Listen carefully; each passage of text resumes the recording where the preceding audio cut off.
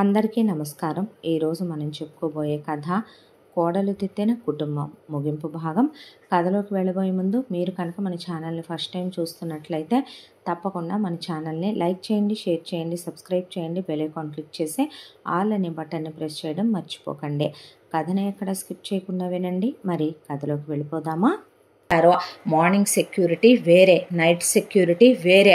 Security వాళ్ళు వాళ్ళ క్యారియర్లు వాళ్ళే తెచ్చుకోవాలి, వీళ్ళకి ఎలాంటి సంబంధం లేదో. గేటు దగ్గరే ఉండాలి. లోపలికి వచ్చే వాళ్ళ గురించి బయట నుంచి లోపలికి ఫోన్ చేసి పంపాలా వద్దా అని అడిగి లాక్ ఓపెన్ చేసి పంపాలి. ఇంట్లో వాళ్ళు తప్ప. పార్సిల్స్ లాంటివి వస్తే బయట ఒక బాస్కెట్ పెట్టి ఆ బాస్కెట్ తాళాలు సెక్యూరిటీ దగ్గర వీళ్ళ దగ్గర ఉంటాయి, అందులో పెట్టించి ఎవరి పార్సిల్స్ వాళ్ళకి ఇచ్చేయాలి. కొరియర్ వాళ్ళు, ఫుడ్ పార్సిల్ వాళ్ళు కూడా లోపలికి రావడానికి వీల్లేదు. అక్కడికి ముందు సెట్ అయిపోయింది. ముందు సెక్యూరిటీ వాళ్ళు, తర్వాత కొత్త తోటమాలి వచ్చాడు. తోటమాలి ఇక్కడ ఉదయం నుంచి ఈవినింగ్ వరకు ఉంటాడు. పొద్దున్నే మొత్తం ఉన్న మొక్కలన్నీ పీకేయించి కొత్త మట్టి తోలిచ్చి మట్టి తిరగేయించి చక్కగా పూల మొక్కలు, క్రోటన్ మొక్కలు, తులసి మొక్కలు, మొత్తం పంచె తులసులు ఉంటే 5 రకాల తులసులు పెట్టించింది ఆ అమ్మాయే. పెట్టించిన తర్వాత మొత్తం డాబా మీదంతా మొక్కలతో నింపించి అందరు బాల్కనీల్లో ఇంట్లో ఇండోర్ ప్లాంట్స్ అన్నీ పెట్టించి వాటికి సంబంధించిన మొత్తం కేరు మాలియే చూసుకోవాలి. వాడికి గ్రీన్ యూనిఫాము, ఇక సెక్యూరిటీ వాళ్ళకి కాకి యూనిఫాము. అయిపోయిన తర్వాత కుక్కును అపాయింట్ చేసింది, మెనూ ఇచ్చేసింది. బ్రేక్ఫాస్ట్లు వారానికి సరిపడా ఇవి, వీటినే మళ్ళీ నువ్వు రిపీటెడ్గా నెక్స్ట్ వీక్ చేసుకుంటూ రా. లంచ్ ఐటమ్స్ ఇవి. లంచ్ ఐటమ్స్ నేను నెక్స్ట్ వీక్ మెనూ చేంజ్ చేస్తాను, ఈ బోర్డు మీద రాస్తాను. స్నాక్స్ ఇవి, డిన్నర్కి చేయాల్సిన ఇవి, జ్యూసులు ఇవి, సలాడ్లు ఇవి, హెల్త్కి కావలసినటువంటి ఫుడ్స్ ఇవి ప్రిపేర్ చేయాలని ఒక పెద్ద వైట్ బోర్డ్ పెట్టి ఆ బోర్డు మీద రాసి దానికి క్యాప్, చేతికి గ్లౌజులు, మూతికి మాస్క్, దాంతోపాటు యాప్రాను. వంటగదిలోనే ఉండాలి, ఎవరితో మాట్లాడకూడదు. గుసగుసలు, చెవులు కొరకటాలు ఇలాంటివి లేకుండా బెడ్రూములు మినహా ఇల్లంతా సీసీ క్యామ్స్ పెట్టించేసిందే. ఆ సీసీ కెమెరాల దగ్గర ఒక అమ్మాయి ఉండేలాగా ఒక పిల్ల, డిగ్రీ చదువుకున్న పిల్లని అపాయింట్ చేసింది. ఆ అమ్మాయికి భుక్తి దొరుకుతుంది, ప్లస్ ఆ అమ్మాయి ఇల్లంతా సూపర్వైజ్ చేయటం, ఆ అమ్మాయి సీసీ క్యాముల దగ్గర ఉండటం, ఇదే ఆ అమ్మాయి పని. అది కాకుండా ఇక నుంచి కుక్కుకు ఒక్కదానికి మాత్రమే ఇంట్లో భోజనం. తోటమాలి పొద్దున వస్తూ వాడి క్యారియర్ తెచ్చుకొని తిని వెళ్ళిపోవాలి. సర్వెంట్ క్వార్టర్స్ మొత్తం కూడా లాక్ చేయించేసి దులిపిచ్చేసి రంగులేయించేసి నీట్గా ఆ సర్వెంట్ క్వార్టర్స్ అన్నీ కూడాను నీట్గా లోపల ఏసీలు అయ్యి పెట్టి ఉన్నాయి కాబట్టి వాటిని క్లోజ్ చేసి తాళాలు తీసేసుకుంది. ఆ తర్వాత ఇక ఇంట్లో పనివాళ్ళు పొద్దున్నే రావటం, క్యారేజీలు తెచ్చుకోవటం, వాళ్ళందరికీ యూనిఫాముల మీద బ్యాడ్జ్లు, వాళ్ళు చేసే పని, దాంతోపాటు వాళ్ళ పేరు. ఎవరు ఎవరితోనూ మాట్లాడుకోకూడదు, అందరూ నీట్గా మాస్కులు వేసుకోవాలి, క్యాపులు పెట్టుకోవాలి, గుసగుస వ్యవహారాలు ఉండకూడదు. వాళ్ళకి లంచ్ టైమింగ్స్ ఆఫ్టర్నూన్ 1 నుంచి 2:30 వరకు లంచే తింటారో పడుకుంటారో వాళ్ళ ఇష్టం. అలాగే ఈవినింగ్ స్నాక్స్, టీ ఇస్తారు వాళ్ళకి. అవి కూడా బిస్కెట్లు, టీ మాత్రమే. ఒక్కొక్కళ్ళకి 4 మ్యారీ బిస్కెట్లు, కప్పు టీ, అంతకు మించి ఏమీ లేకుండా కట్ చేసి పడేసేసిందే. వాళ్ళ టైమింగ్స్ ప్రకారం వచ్చి వెళ్ళాలి. ఇల్లు నీట్గా అద్దంలా ఉంటూ బట్టలు దారిన బట్టలు ఉతికే అమ్మాయి బట్టలు ఉతుక్కొని ఈవినింగ్ దాకా ఉండి వాటికి గంజులు పెట్టుకొని వాటిని తీసి నీట్గా ప్రెస్సింగ్ చేసి ఆ తర్వాత అయిపోయిన బట్టలు ఎవరి రూముల దగ్గర బయట, లోపల కాదు, సైడ్కి టేబుల్స్ పెట్టుంటే అక్కడ ఆ బట్టలు పెట్టేసి లోపల రూముల్లో కూడా వెళ్ళకూడదు, అదే అమ్మాయి డ్యూటీ. ఆ తర్వాత ట్యాంకర్లు క్లీన్ చేయటం, వాష్రూములు వచ్చి వాష్రూములు స్కావెంజర్ డైలీ క్లీన్ చేసుకొని వెళ్ళటం. 3 పూట్ల కూడా ఇల్లంతా అద్దంలాగా ముందు పని వాళ్ళ వరకు మార్చుకొచ్చాక రెనోవేషన్, కర్టెన్లు తీసేయించింది, కొత్త కర్టెన్లు, వాల్ పెయింట్లన్నీ పెచ్చులు ఊడిపోతే మొత్తం ఇల్లంతా ఎక్కడికక్కడ వాల్ కేర్ పుట్టి పెట్టి సిమెంట్ చేయించి మంచి మంచి ఎమర్షన్ కలర్స్ వేయించి కలర్ఫుల్గా ఎవరి బెడ్రూముల్లో వాళ్ళకి నచ్చే వేయించుకొచ్చి పాత ఫర్నిచర్ తీసి అవతల బారేసి కొత్త ఫర్నిచర్ వేయించి కొన్ని కుషన్లు చేంజ్ చేయించి వంటగదిలో కొత్త క్రోకరీ ఐటమ్స్ అన్నీ తీసుకొని పప్పు డబ్బాల్లో ఎప్పటికప్పుడు సరుకుల లిస్టు తనే చూసుకుంటూ అవసరమైనవి అయ్యో అవసరం లేని అయ్యో వంటమ్మాయి చెప్పినా తను మళ్ళీ రీచెక్ చేసి లిస్ట్ ప్రిపేర్ చేసి సరుకులు కొట్టోడిని పిలిపించి చెప్పు తీసుకొని పళ్ళు రాలిన దాకా కొట్టి సూపర్ మార్కెట్కి మార్చేసింది. సరుకులు తీసుకురావటం. తనే డ్రైవరు ఒక్కడనే అపాయింట్ చేసిందే. అత్తగారు పద్దాకా వెళ్ళదు కాబట్టి ఆ వెళ్ళని టైంలో ఆ అమ్మాయి వెళ్ళి మొత్తం సరుకులన్నీ తెచ్చే వంటమ్మాయికి ఇస్తే మొత్తం వంటమ్మాయి డబ్బాల్లో పోసుకోవాలి. ఇంట్లో ఒక్క మూల బొద్దింక కనపడకూడదు, బూజు కనపడకూడదు, బల్లి కనపడకూడదు, ఇన్సెక్ట్ కనపడకూడదు, దోమలు ఉండకూడదు, ఎక్కడ బూజులనేవి ఉండకూడదు. తళ తళ తళ తళ మెరిసిపోతూ ఇల్లంతా కూడా పాలిషింగ్ చేయించి స్టెప్స్ అన్నీ క్లీన్ చేయించి ఇంట్లో ఎక్కడికక్కడ అసలు టీవీలు గీవీలు రిపేర్లు అయిన గీజర్లు తీసేయించి మొత్తం బాగు చేయించుకొచ్చింది. అక్కడికి ఇల్లు శుభ్రం, పనోళ్ళు శుభ్రం, ముందు వీళ్ళ ఆరోగ్యాలు శుభ్రం. మామగారిని పొద్దున్నే లేచి వాకింగ్కి వెళ్ళమనమని, డాక్టర్ చెకప్లకి ఫ్యామిలీ మొత్తాన్ని చూడమని డాక్టర్ని పిలిపించి అవసరమైతే హాస్పిటల్కి తీసుకెళ్ళి అన్ని టెస్టులు చేయించి ఆ తర్వాత వీళ్ళకి ఏ లోపాలు ఉన్నాయో, ఫుడ్తో ఏమైతే మెరుగుపరచాలో, మందులతో ఏ మెరుగుపరచాలో అవి రాయించుకొచ్చి టైం టు టైం వీళ్ళకి సప్లిమెంట్లు ఇస్తూ మొగుడిని జాగింగ్కి వెళ్ళమని, మరిదిని లేపి తీసుకెళ్ళమని, ఇంట్లో జిమ్ రూమ్లో ఎక్సర్సైజులు చేయమనమని, ఆడపడుచుని యోగా చేయమని తను యోగా చేసుకుంటూ అత్తగారి చేత యోగా చేయిస్తూ ఆ తర్వాత అత్తగారిని బయటికి వెళ్ళొద్దని నేనే మీకోసం హోమ్ మేడ్ ఫేస్ ప్యాక్స్ తెప్పించాను కేరళ నుంచి, అది ఇది అని ఆ అమ్మాయే గూగుల్లో చూసి రకరకాల ఫేస్ ప్యాక్స్ మన అమ్మమ్మలు తాతమ్మలు వాడేయన్నే వాళ్ళ అమ్మని అడిగి వాళ్ళ అమ్మమ్మల్ని అడిగి ఫోన్లు చేసి మరే అవన్నీ వేయటంతో నా మొహం మెరిసిపోతుంది కదూ, నా ఏజ్ 30 years తగ్గింది కదూ, నీకు చెల్లినంటే నమ్ముతారు కదూ అంటే సాగర్ తలకాయ కొట్టుకొని వెళుతూ ఇలా మొత్తానికి ఇంటి ఖర్చుల్ని ప్లస్ ఇంట్లో మనుషుల ఆరోగ్యాలను కూడా బాగు చేసుకుంటూ వచ్చింది. ఇక్కడికి ఇంతవరకు సెట్ అయిన తర్వాత ఇక ఇంట్లో మనుషుల వ్యవహారం ఏంటా అని చెప్పి ముందు చిన్నాడు పొడుచు దగ్గరికి వ్యవహారం మొదలు పెడదామని ఒక రోజున చిన్నాడు పొడుచు గది బయట నుంచొని తలుపు కొట్టింది. ప్రకృతి అంటే మాట్లాడలేదు. నాతో మాట్లాడవా, నేను వదిన కదా, నువ్వంటే నాకు చాలా ఇష్టం, నీ రూమ్ నీకు నచ్చినట్టే రెనోవేట్ చేయించలా, అంతా పింక్ కలర్ అంటే నీకు ఇష్టం కదా, నువ్వు చెప్పకుండానే నేను మామయ్యని అడిగే తెలుసుకోలా, నువ్వు నాకు మంచి ఫ్రెండ్వి కాదా, పోలేమ్మ, నాకు మా పుట్టింట్లో ఎవ్వరూ ఫ్రెండ్స్ లేరు, ఇక్కడికి వస్తే నా ఆడపడుచు నాకు బెస్ట్ ఫ్రెండ్ అవుద్దని నేనెంత ఆశ పెట్టుకొని మీ అన్నయ్యని పెళ్లి చేసుకొని వచ్చాను, నాతో మాట్లాడవారా అని పాపం అరగంట సేపు గుమ్మం ముందు నుంచొని తలుపు కొడితే ప్రకృతి తలుపు ఓపెన్ చేసిందే. ఆ అమ్మాయి చేయి పట్టుకొని లోపలికి లాగేసిందే. సాగరు అలాగే నారద బయట చెరువు పక్కన నిలబడ్డారు.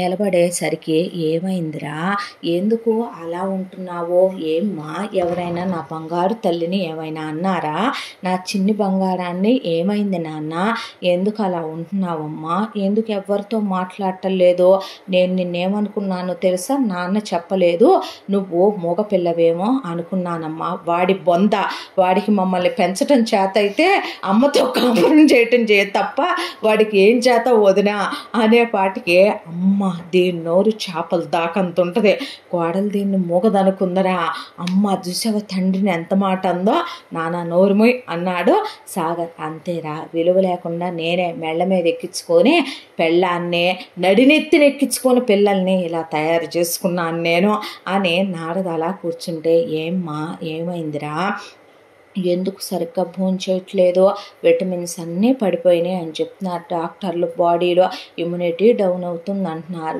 ఏమైందమ్మా, ఎందుకు అలా ఉంటున్నావు అని అడిగి ఒళ్ళో పడుకోబెట్టుకొని దగ్గరికి తీసుకొని ముద్దులు పెట్టుకొని ఇక భుజం మీద వేసుకొని లాలిచ్చి పాలిచ్చి దూడల్లే, దీని వయసు ఎంతరా, దీన్ని ఇప్పుడు ఎత్తుకొని సంటిపాపలాగా జోల పాడాలా వదేనా అనే ఏడుపెత్తుకుంది ప్రకృతి.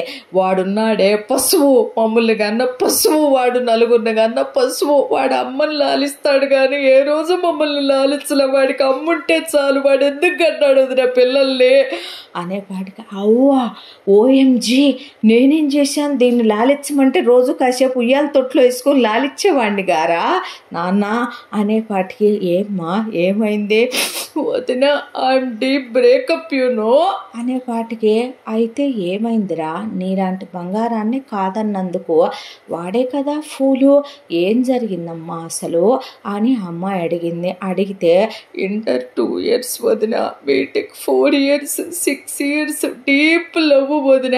ఇదెంత వ్యవహారం చక్కబెట్టిందనమాట.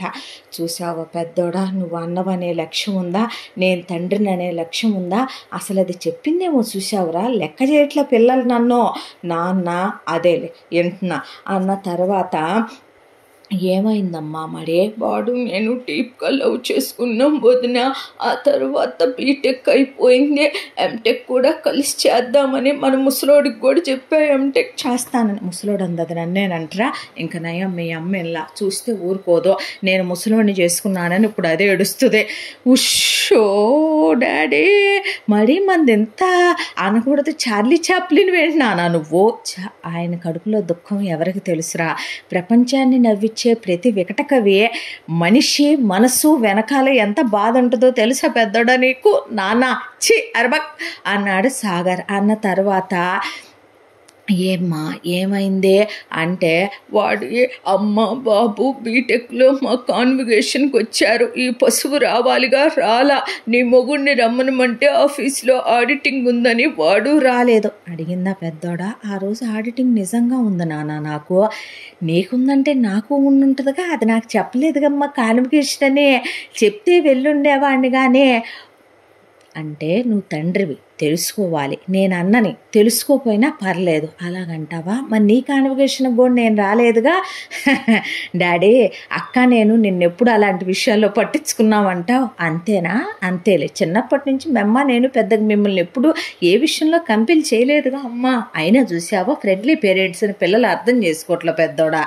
ఇప్పుడు ఇది ఫ్రెండ్లీనెస్ అంటావు అనే పాటుగా అంటే నోర్మై ముందు విన్ డాడీ అన్నాడు. అన్నాక సరేనని నుంచొని వింటుంటే వాడి అమ్మ బాబులు అక్కడికి వచ్చారు వదిన. వచ్చి వాడు బాబు మీ బాబుకి ఎంత ఉంటుంది అని అడిగాడు. నాకెంత ఉంటే వాడికి ఎంతో పెద్దోడా, వాడు నన్నేమని పెళ్లి చేసుకుంటాడు ఏంటి, రాస్కెల్ నాకు నచ్చలే వాడు, బ్రేకప్ అన్నాడు ముసలాయన.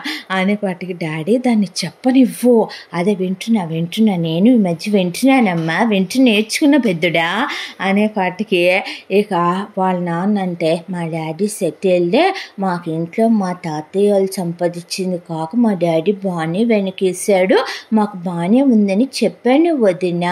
ఆ తర్వాత వాడి అమ్మ ఏమని అడిగిందో తెలుసా, మీ అమ్మ సంగతి ఏంటి అంటే, మా మమ్మీ ఇంటి వ్యవహారాలు ఏం పెద్ద పట్టించుకో, మా మమ్మీకి ఏం తెలీదు, అన్నీ మా డాడీయే చూసుకుంటాడంటే, మీ నాన్న ఆడంగి వెధవా, పెళ్ళాం కొంగు పట్టుకొని తిరిగే పనికి మాలిన సన్నాసా, వాడు పెళ్ళాం కాళ్ళకు గోరింటాకులు పెడుతూ తిరిగే ఎదవన్నారు ఎదవా నాన్నని.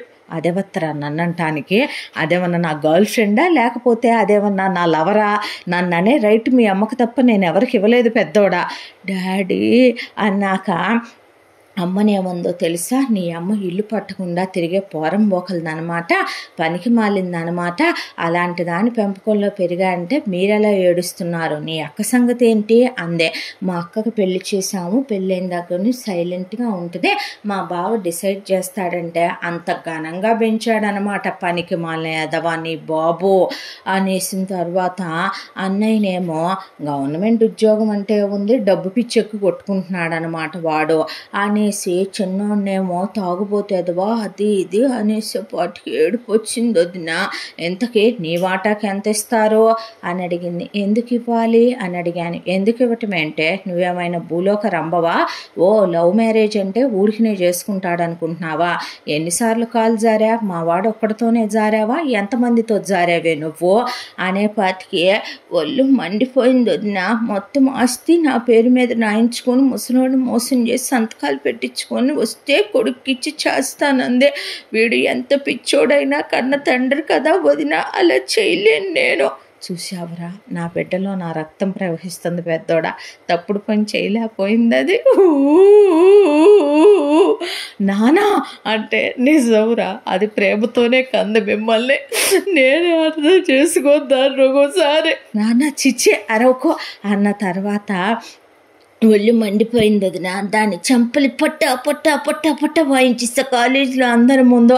వాడి కోపం వచ్చి ఏయ్ మమ్మను కొడతావా అని చెయ్యెత్తితే వాడిని కూడా కొట్టేశాను వదిన. మిడిల్ ఫింగర్ చూపించి వచ్చేసాను. ఆ తర్వాత మరి మంచి పనే చేసావు కదరా, ఎందుకు డల్గా ఉంటున్నావు?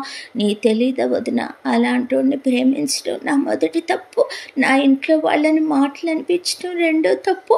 ఇంకా నాకు అందరితో మాట్లాడే అర్హత ఉందా? అసలు నేను వాడితో మాట్లాడబట్టేగా ఈ ప్రాబ్లమ్స్ అన్నీ వచ్చినాయి. దాంతో ఫ్రెండ్స్ అందరితో కూడా కటీఫ్ చెప్పేశాను. ఎవరితో మాట్లాడలా, ఇన్స్టాగ్రామ్ ఫేస్బుక్ అన్నీ తీసేసాను వదిన. ఆ రోజు నుంచే ఇలా మౌనంగా ఉంటున్నారు వదిన అని చెప్పేసరికి అయ్యయ్యో అని, నువ్వు బంగారు కొండవమ్మా, నువ్వు అలా ఉండకూడదు. నువ్వు అలా ఉండటమే ఇంకా అవతలి వాళ్ళు నిన్ను చేసిన మోసాన్ని నువ్వు తలుచుకోవటం కాదు, నువ్వు బాధపడటం కాదు. ఒక విషయం చెప్పమంటావా, నువ్వు ఎంత మంచిదానివి కాకపోతే వాళ్ళు మనీ మైండ్తో ఆలోచించే నిన్ను మోసం చేద్దామనుకుంటే తెలివైన దానివి కాబట్టే కదా, ఫ్యామిలీకి ఇంపార్టెన్స్ ఇచ్చే అమ్మాయివి కాబట్టే కదా నువ్వు నీ ఫ్యామిలీ ఇంపార్టెంట్ అనుకున్నావో, నువ్వు వాళ్ళనే కాదనుకున్నావో, నువ్వు వాళ్ళనే తప్పుడు మనుషులు కాబట్టే కదా దూరం పెట్టావో. నీ మంచితనం ఆకాశమంతా, అది అర్థం చేసుకోలేని వాడు అప్పుడు వాడు నిన్ను నిజంగా ఎలా ప్రేమించినట్రా? 6 ఏళ్ల ప్రేమలో వాడు నిన్నేమర్థం చేసుకున్నట్టు? నిజంగా ప్రేమించిన వాడికి కట్న కానుకల మీద ఎక్స్పెక్టేషన్స్ ఉంటాయా? వాడమ్మ అలా పెట్టరేగిపోయి మాట్లాడుతూ వాడి బాబు అలా మాట్లాడితే వింటూ ఊరుకుంటాడా? అలాంటి ఇంటికి నువ్వు కోడలుగా వెళితే సుఖపడగలుగుతావా? వాడమ్మ చెంపలు పగలగొట్టి వాడి బాబుని కొట్టి వాడిని కొట్టి నువ్వు కరెక్ట్ పనే కదా చేశావు.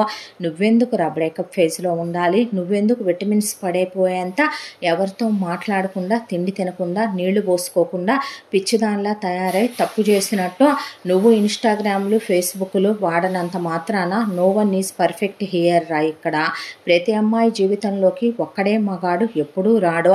చాలామంది కాలేజ్ డేస్లో నాకు చెప్పారు, కాకపోతే నాకు వాళ్ళు కరెక్ట్ అనిపించలేదు, నా కరెక్ట్ పెయిర్ ఆఫ్ షూ అనిపించలేదు.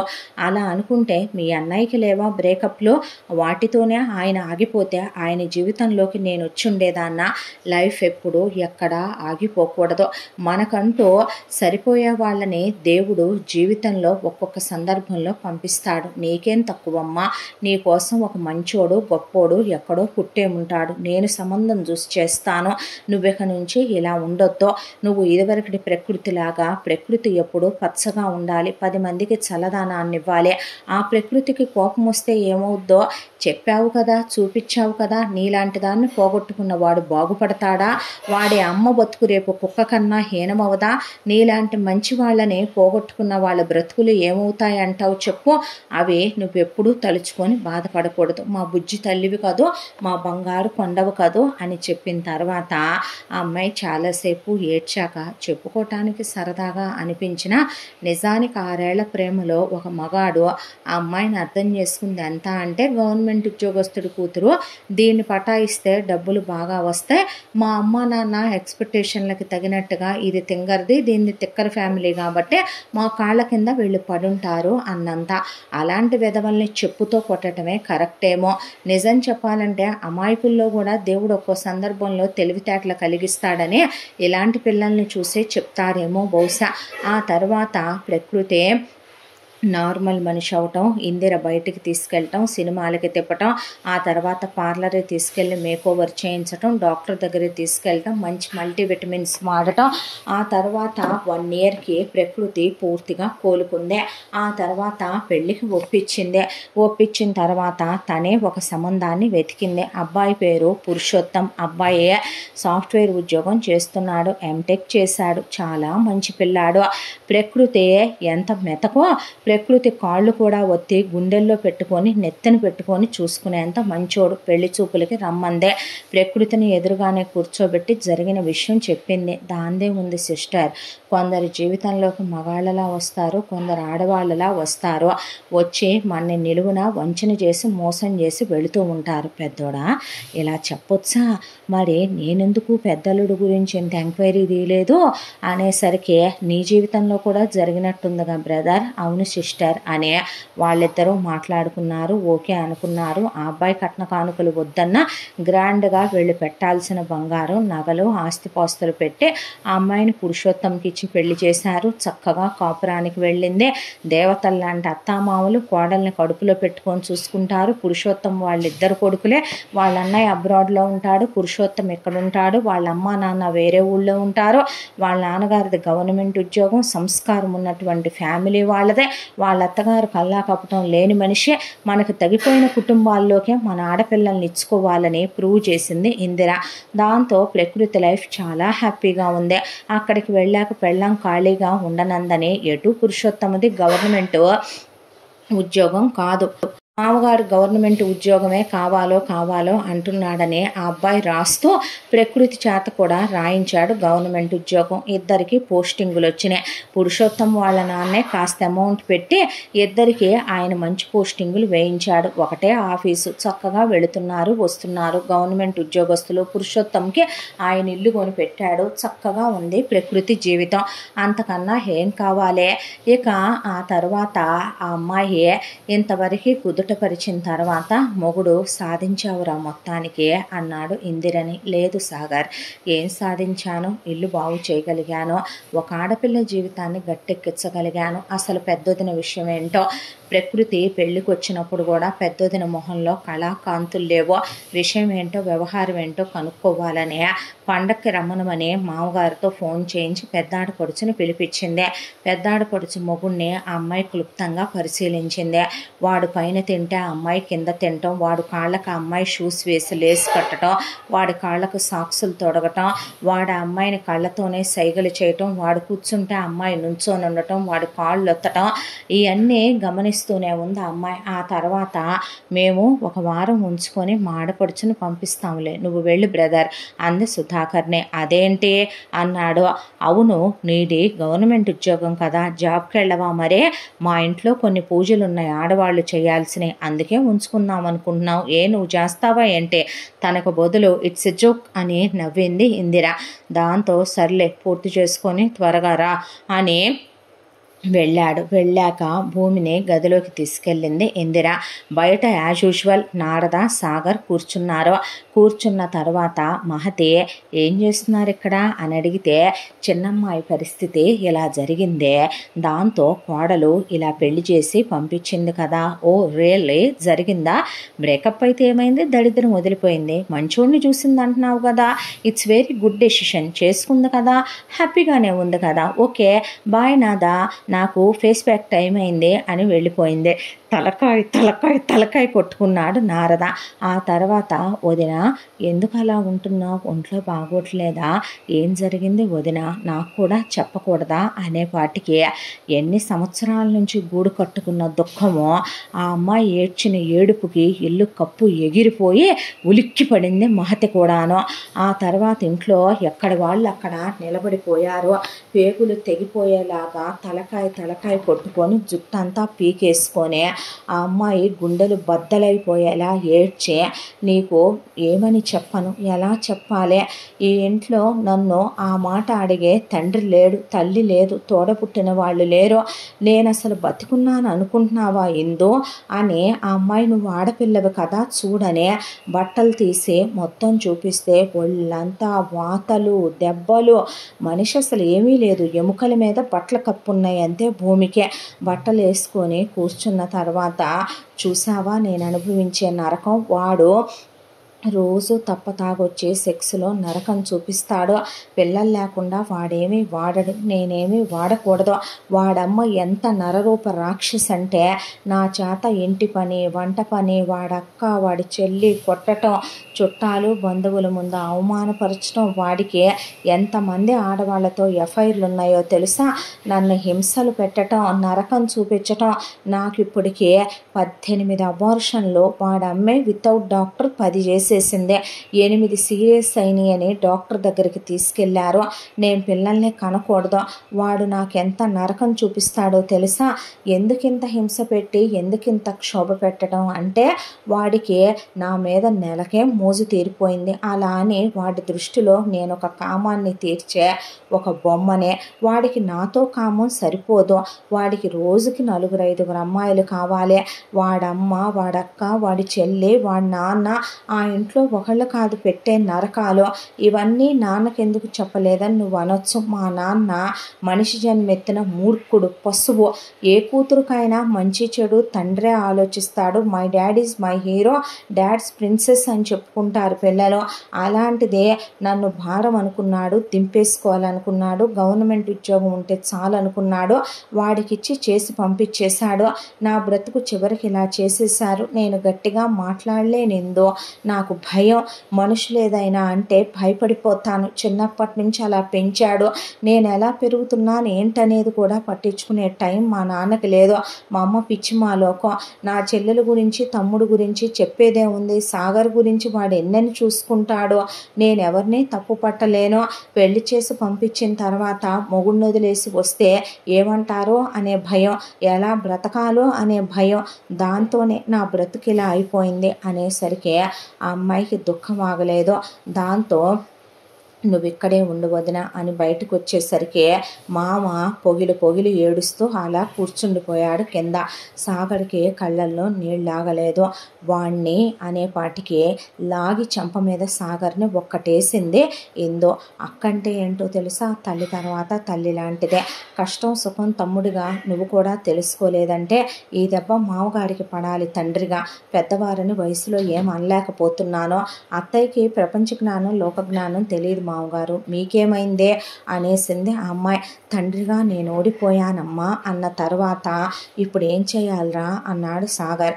వదిన, వాడితో డివోర్స్ తీసేసుకుంటావా అనేసరికి డివోర్సా, మన ఇళ్లలో అలాంటివి లేవుగా అమ్మా అన్నాడు నారద. నాన్న, అది ఇప్పుడు నన్ను కొట్టింది, నేను నిన్ను కొట్టిందాక తేకు నువ్వు అన్న తర్వాత తీసేసుకుంటాను అంది భూమి. పెద్ద లాయర్ని పెట్టి ఆ తర్వాత ఆ అమ్మాయి మొత్తం విత్ ప్రూఫ్లన్నీ ఉన్నాయి భూమి దగ్గర పెట్టి సుధాకర్ గాడి ఉద్యోగం ఊడిపోయింది. వాడి ఫ్యామిలీ మొత్తానికి శిక్ష పడింది. భూమికి ఇచ్చిన కట్న కానుకలన్నీ వెనక్కి ఇవ్వాల్సి వచ్చింది. దాంతోపాటు ఎలిమని కూడా ఆ అమ్మాయికి వచ్చింది. ఆ తర్వాత అమ్మాయి ఒంటి మీద దెబ్బలు గాయాలు నయమై మానసికంగా శారీరకంగా అమ్మాయి బలపడటానికి దాదాపు 1 year టైం పట్టింది భూమికి. ఆ తర్వాత అమ్మాయిని మరో జీవితం ఉందని పెళ్లికి ఒప్పించింది ఇందు. ఆ తర్వాత ఒక సంబంధం చూసింది. అబ్బాయి పేరు అరుణ్, అమెరికాలో ఉంటాడు. ఆ అబ్బాయికి ఓపెన్గానే జరిగిన విషయాన్ని చెప్పింది. కూర్చోబెట్టి ఇందు కళ్ళల్లోంచి నీళ్లు కారిపోయినాయి అరుణ్కి. ఎందుకండి బాధపడుతున్నారు అంటే, లేదు సిస్టర్, నేను పడింది చాలా పెద్ద నరకం అనుకుంటాను. చిన్నప్పటి నుంచి నా మరదల్ని చాలా ఇష్టపడ్డా. దానికోసమే అమెరికా వెళ్ళా, ఎంఎస్ చేసా, ఉద్యోగం సంపాదించా. ఆ తర్వాత పెళ్లి చేసుకొని అక్కడికి తీసుకెళ్ళా. అది చాలా తెలివితేటలతో దాని ఎక్స్ బాయ్ ఫ్రెండ్తో కాలేజీలో ఎఫ్ఐఆర్ పెట్టుకొని వాడిని నా డబ్బులు పెట్టి ఎంఎస్ చదివించడానికని అమెరికా పిలిపించింది. నాతో దానికి బాగా కావలసిన వాళ్ళనే వాళ్ళ అమ్మతో కూడా మా మేనత్తతో అబద్ధం చెప్పించింది. చెప్పించేపాటికి మా మామయ్య తరపు చుట్టాలన్నారు. ఏ బ్రదర్ టైపో ఏ కజినో అనుకున్నానో. నన్ను ఆఫీస్కి వెళ్ళనిచ్చి వాడితో క్లోజ్ అయింది. వాడితో ప్రెగ్నెంట్ అయింది. ఆ ప్రెగ్నెన్సీనే నా అకౌంట్లో వేయాలనుకుంది. విషయం బట్టబయలైంది. తుక్కు కింద ఇద్దరిని కొట్టాను. కొట్టేసరికి అది నా మీద కేసు పెట్టింది. ఆ తర్వాత ఇండియాకు వచ్చాం. విడాకులకి ఫైల్ చేయాల్సి వచ్చింది. ఆ తర్వాత ఎలిమని ఇవ్వాల్సి వచ్చింది. ఆ కడుపులో బిడ్డకి DNA చేయించిన దాకా కంపోయింది వ్యవహారం. ఆ బిడ్డ నాది కాదని తెలిసిందే. ఆ తర్వాత డివోర్స్ తీసుకొని US వెళ్ళిపోయి ఇలా ఉంటున్నాను. కానీ భూమి నాకన్నా ఎక్కువ ఒక మగాడి వల్ల నరకం పడిందంటే విని తట్టుకోలేకపోతున్నాను అన్నాడు అరుణ్. మీరు ఇష్టపడితేనే తన్ని పెళ్లి చేసుకోండి, లేదు దేవతలా చూసుకుంటాను అని అరుణ్ భూమిని పెళ్లి చేసుకున్నాడు. ఆ తర్వాత అబ్రాడ్ తీసుకెళ్ళిపోయాడు. హ్యాపీగా ఉంది భూమి జీవితం. ఆ అమ్మాయి చాలా మంచిది, అరుణ్ ఇంకా ఇంకా మంచోడు. ఇద్దరూ మెతక స్వభావాలు అవ్వటమో ఏమో కానీ వాళ్ళకి బాగా జత కలిసిపోయింది. ఆ తర్వాత ఆ అమ్మాయి లైఫ్ హ్యాపీగా సాగిపోతూ అక్కడికి వెళ్ళాక ఆ అబ్బాయి ఎంఎస్ చేస్తానందని జాయిన్ చేసుకునే. ఆ తర్వాత ఎంఎస్ అయిపోయి ఆ అమ్మాయి అరుణ్తో పాటు ఉద్యోగానికి వెళుతూ ఈ గత జీవితం తాలూకు జ్ఞాపకాలు మర్చిపోయి మొగుడుతో హ్యాపీగా ఉంది. ఇక అంతా అయిపోయి ఫైనల్కి వచ్చేపాటికే మరిది తేలాడు. ఒక రోజున తప్పతాగొచ్చి మరిది పడిపోయాడు. మరిది గదిలోకి వెళ్ళి తలుపేసింది. మరిదిని ఏమైందని చెప్పి దగ్గరికి తీసుకుని కన్న తల్లిలాగా అడిగింది ఇందు. చాలాసేపు చెప్పలేదు. నేను నీ తల్లిని అనుకుంటే చెప్పు, అమ్మవనుకుంటే చెప్పలేనులే వదిన, వదినవనుకుంటే చెప్తాను అన్నాడు. సరే చెప్పు, ఏమైంది ఆకాష్, ఎందుకు అలా ఉంటున్నావు అంటే, నేను ఇంటర్ 2 years బీటెక్ 2 years ఒకదాన్ని చాలా డీప్గా లవ్ చేశాను వదిన. బ్రేకప్పా అందే. బ్రేకప్ అయితే నేను సీరియస్గా తీసుకోను వదిన. అదే నన్ను ఎంత మాయ చేసిందో తెలుసా. దాని ఫీజుల దగ్గర నుంచి మెయింటెనెన్స్ దాకా అన్నీ నేను చూశాను. నేను దాంతో ఫిజికల్ అవ్వలేదు వదిన. ముద్దులు, హగ్గులు, సినిమాలు, షికార్ల వరకే. ఆ తర్వాత అదేం చేసిందో తెలుసా, దాని అమ్మ బాబులకి చెప్పింది. వాళ్ళు ఓకే అన్నారు. అన్న తర్వాత ఒక రోజున నాకు అమెరికా సంబంధం వచ్చింది. నేను అది కాదని నిన్నే పెళ్లి చేసుకోవాలంటే మీ ఇంట్లో నుంచి నువ్వు ఆస్తి మొత్తం రాయించుకొనిరా, లేదంటే గనక నేను అబ్రాడ్ మ్యాచ్ చేసుకొని వెళ్ళిపోవాల్సి వస్తుంది అనేసింది. అసహ్యం వేసింది. ప్రేమంటే డబ్బా అనిపించింది. కొట్టాను. ఆ తర్వాత దాన్ని వదిలేశాను. కానీ జ్ఞాపకాలు చాలా భయంకరమైన వదిన. చిన్నప్పటి నుంచి మాకేది మంచి ఏది చెడు అని మా నాన్న ఫూల్ చెప్పి పెంచలేదు. దాంతో ఏది మంచి ఏది చెడు అనేది అమ్మకి లోక జ్ఞానం లేదు, మాకు తెలియదు. అన్నయ్య వాడికై వాడు పెరిగేశాడు, నాకు నేనే ఇలా పెరిగేశాను. చెల్లి అక్క అలా పెరిగేశారు, అంతవరకే. కానీ నేను ఒక రాంగ్ సెలక్షన్ చేసుకోవటం ఏంటి, దాని జ్ఞాపకాలతో నా గుండె బరువెక్కిపోవటం ఏంటి. కాలేజీలో అందరూ నా గురించే మాట్లాడుకుంటున్నారు. దాంతోనే మర్చిపోవాలనుకున్నాను. ఎలా మర్చిపోవాలో అర్థం కాలేదు. దాంతోనే తాగుడు, దాంతోనే స్మోకింగ్, చదువు మీద కాన్సన్ట్రేషన్ చేయలేకపోతున్నాను. దాంతోనే తినాలనిపించట్లా, తాగాలనిపించట్లా, బ్రతకాలనిపించట్లా అనేసరికి పిచ్చోడా, లైఫ్లో ఎవరికి ఉండదంటావు బ్యాడ్ ఫేజ్ అనేది. లైఫ్ ఎప్పుడు ఎక్కడ ఒకళ్ళతోనే ఆగిపోదు ఆకాష్. అనవసరంగా మనసు పాడు చేసుకొని దిగులు పెట్టుకుంటున్నావు. మీ అన్నయ్య లైఫ్లో అంతకుముందు 2 అమ్మాయిలు వచ్చారు. ఆయన లైఫ్ వాళ్ళతోనే ఆగిపోయిందా? నేను రాలా, నీకు మంచి అమ్మాయి వచ్చుద్ది, నాలాంటి అమ్మాయి వచ్చుద్ది అన్న తర్వాత ఒక విషయం చెప్పనా వదిన, నీలాంటి అమ్మాయి నిజంగా వచ్చుద్దా నాకు అన్నాడు. వచ్చుద్దమ్మా, ఎందుకు రాదో, అయితే తీసుకొచ్చి చూపించొదిన. ఆ రోజుతో అన్నీ మర్చిపోయి చదువుకుంటాను. ఆ రోజుతో అన్నీ మర్చిపోయి చదువుకొని గవర్నమెంట్ జాబు ప్రిపేర్ అవుతాను, పెళ్లి చేసుకుంటాను, హ్యాపీగా ఉంటాను అనేసరికి ఇందు అలా బయటకు వచ్చేసేపాటికి సాగర్ చూస్తూ నుంచున్నాడు. నుంచుంటే మావగారు కూర్చొని యాజ్ యూజువల్ ఏడుస్తూ కూర్చున్నాడు, నెత్తిన కర్చీఫ్ వేసుకొని. చూసావా నా పిల్లలు నాకు చెప్పకుండా ఎలా తయారయ్యారో. మామయ్య ఒక విషయం అడగనా నేను మిమ్మల్ని, చెప్పమ్మా, ఎలా మామయ్య ఇంత తింగరతనంతో తయారయ్యారు మీరు? ప్రేమతోనే కన్నానమ్మా, మీ నాన్న కన్నట్టే. మా నాన్న ప్రేమతోనే కన్నాడు, కాకపోతే ఆ ప్రేమతో పాటు మాకు ప్రపంచ జ్ఞానాన్ని కూడా ఇచ్చాళ్లే మామయ్య అనేసింది. ఇప్పుడు ఏం చెయ్యాలి? అది కాదు నాకు అర్థం కాని విషయం సాగర్. నాలాంటి ఒక అమ్మాయిని వెతుక్కురమ్మంటే ఎక్కడ వెతకనో, కానీ ఒప్పుకున్నావుగా అని నవ్వి వెళ్ళిపోయాడు సాగర్. వెతికింది వెతికింది వెతికింది, నిజం చెప్పాలంటే ఎవరూ దొరకలేదు ఆ అమ్మాయికే. ఇలా రోజులు గడిచిపోతుంటే ఒక రోజున ఇందిర చెల్లెలు చంద్రముఖి, ఆ అమ్మాయిది బీటెక్ అయిపోయింది. అయిపోయే ఆ అమ్మాయి ఇందిరని కలవటానికని వచ్చింది. అక్క, అమ్మ నీకు ఇది ఇమ్మనమందే అంటే, సరేలే అక్కడ పెట్టు, నేను స్నానం చేసి వస్తానని ఇందు లోపలికి వెళ్ళింది. వెళ్ళేసరికి చంద్రముఖి అక్కడే కూర్చొని అక్కేదో పెడితే తింటుంటే వెక్కిళ్ళు వస్తుంటే పరిగెత్తుకుంటూ వచ్చి ఆకాష్ ఆ అమ్మాయికి వాటర్ ఇచ్చాడు. వాటర్ ఇచ్చేసరికి ఆ మంచినీళ్ళు తాగే ఆ అమ్మాయి హాయ్ అందే. అనేసరికి హాయ్ అని ఆ అమ్మాయి వైపు అలా చూశాడు. అన్న పెళ్ళికి వెళ్ళాడు కానీ అన్న పెళ్ళిలో ఎక్కడో లాస్ట్ సీట్లో కూర్చొని ఆ అమ్మాయిని తను చూడలేదు. అప్పుడే ఆ అమ్మాయిని చూడటం చాలా ముగ్ధ మనోహరంగా ఉంది ఆ అమ్మాయి. అవును, ఫ్రెండ్స్ అంది. అన్నాక చేయి చాచాడు. ఆ అమ్మాయి టచ్ గుండెల్ని తాకినట్టు అనిపించింది. నాది రీసెంట్గానే బీటెక్ కంప్లీట్ అయిపోయింది. నేను ఇక్కడ జాబ్ చేస్తున్నాను, క్యాంపస్ ప్లేస్మెంట్లో వచ్చింది. నువ్వేం చేస్తున్నావు? అక్క మరిదివి కదా, ఇన్నాళ్ళుగా నాకు రావటమే కుదరలేదు, ఎడ్యుకేషన్లో పడే. ఏం చేస్తున్నావు అంటే బీటెక్ సెకండ్ ఇయర్. అదేంటి అంటే అయిపోయింది థర్డ్ ఇయర్. ఇప్పుడు నువ్వు థర్డ్ ఇయర్ ఏంటి? నా ఏజు నీ ఏజు ఒకటేగా. బ్రేకప్ అయితే ఆ బ్రేకప్లోనే ఉండిపోతావా? అంత భగ్న ప్రేమికుడువా ఏంటి నువ్వు? ఏ లైలా మజ్ను స్టోరీనా, దేవదాస్ పార్వతి స్టోరీనా? జరిగింది చెప్పుకొచ్చాడు. ఓ మరి కాకపోతే ఎలాంటివన్నీ కాలేజీల్లో కామన్ కాదంటావా ఆకాష్? అయినా నీలాంటి ఒక అబ్బాయిని కాదనుకుందంటే దానంత ఫూల్ ఇంకోటి లేదనుకోవాలి. నీకేం తక్కువ? అయినా ఏంటేంటి దాని పేరు? సుందరి. అబ్బో ఆ సుందరి నీలాంటి ఒక మంచి అబ్బాయిని పోగొట్టుకుందంటే దాని బతుకు ఎలా అయిపోయిందో నేను ఊహించుకోగలను. ఇలాంటివన్నీ బ్లా బ్లా బ్లా మర్చిపోవాలి. చాలామంది వెధవలు నాకు ప్రపోజ్ చేశారు. మన లైఫ్లో కరెక్ట్ కాని వాళ్ళందరి దగ్గర మనం ఆగిపోతూ కూర్చుంటే మన లైఫ్ అక్కడే ఆగిపోద్ది అని ఆ అమ్మాయి అలా కూర్చుని ముచ్చట్లు చెప్తూ కూర్చుంది. ఒకవైపున ఇందిర స్నానం అయిపోయి పూజ అయిపోయి ఇందిర గుడికి వెళ్ళొచ్చిందాక వీళ్ళు మాట్లాడుకుంటూనే ఉన్నారు. తర్వాత అన్నాళ్ళు లేనిదే ఆకాషు చంద్రముఖితో చాలా సరదాగా మాట్లాడాడు. అయిపోయి చంద్రముఖి వెళ్ళిపోయింది. వెళ్ళిపోయాక ఉన్నట్టుండి ఇందిర ఫోన్ కనపడలా. అందులో చంద్రముఖి నెంబర్ తీసుకున్నాడు ఆకాషు. తీసుకొని ఇన్స్టాగ్రాము ఫేస్బుక్ చాలా సంవత్సరాలు అయింది వాడక. మళ్ళీ ఓపెన్ చేసి ఆ అమ్మాయితో మెల్లగా మాటలు కలిపి నెక్స్ట్ డే కల్లా మనిషిలో మార్పు వచ్చింది. ముందు పార్లర్కి వెళ్ళి మేకోవర్ తీసుకొని గడ్డం ట్రిమ్ చేయించి క్రాఫ్ట్ చేయించి పాత బట్టలన్నీ తీసేసి మావ దగ్గర కార్డు తీసుకొని షాపింగ్ చేసుకొచ్చుకున్నాడు. బండి తీసేసి కొత్త బండి తీసుకున్నాడు. కాలేజీకి వెళ్ళటం మొదలుపెట్టాడు. ఎప్పుడూ లేనిది చంద్రముఖి నాన్న ఇదిమ్మన్నాడని వారానికి 5-6 సార్లు ఇంటికి వస్తోంది.